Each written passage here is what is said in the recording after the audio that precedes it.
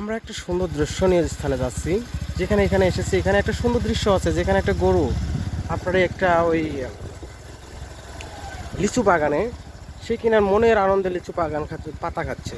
এটা যখন লিচু ধরে সেখানে দৃশ্যটা অনেক সুন্দর লাগে। আর এই পুরা অঞ্চলটা একটা লিচু বাগান, সাথে পাশে একটা মেইন রোড আছে। রোডটা অনেক সুন্দর, যেখানে কিনা কোনো ঘনবসতি লোকারণ্য নাই। তারপরে হচ্ছে এখানে এই রাস্তাটাতে গাড়ি ঘোড়া নাই, তেমনটাই চলে।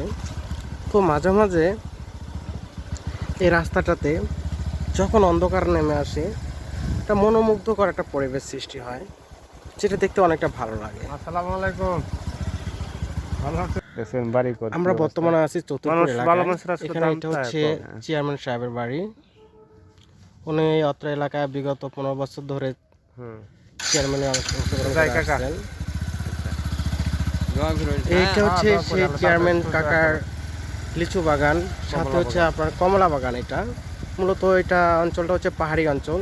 এই পাশে দেখতে পাচ্ছেন যে অনেক লিচু বাগান, যেখানে সৌন্দর্যটা একটা মনোমুগ্ধকর সৌন্দর্য। এটা পাশে হচ্ছে একটা লাল মাটি, এই গাছগুলো দেখতেছেন। এখানে হচ্ছে একটা কাঁঠাল গাছ, যেটা বাংলাদেশের জাতীয় ফল। এখানকার কাঁঠাল খাইতে স্বাদে অনেকটা সুস্বাদু, কারণ হচ্ছে কি এখানকার মাটিটা হচ্ছে লাল মাটি। লাল মাটিতে তুলনামূলকভাবে কাঁঠাল গাছটা উৎপাদন হয় বেশি। এখানকার লাল মাটির রসালো মাটি হওয়ার কারণে এর রসটা ভরপুর থাকে।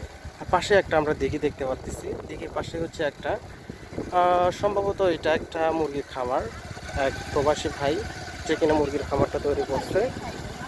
আর আমরা আস্তে আস্তে উঠতেছি একটা উচ্চ জায়গাতে, যেখানে কিনা একটা পাহাড় কেটে পাহাড়ের সুচারু মাঝখান দিয়ে মনোমুগ্ধকর একটা পরিবেশ সৃষ্টি করছে। এবং রাস্তাটা দেখার মতো একটা রাস্তা, আপনারা দেখতে পাচ্ছেন যে রাস্তাটা অনেক সুন্দর।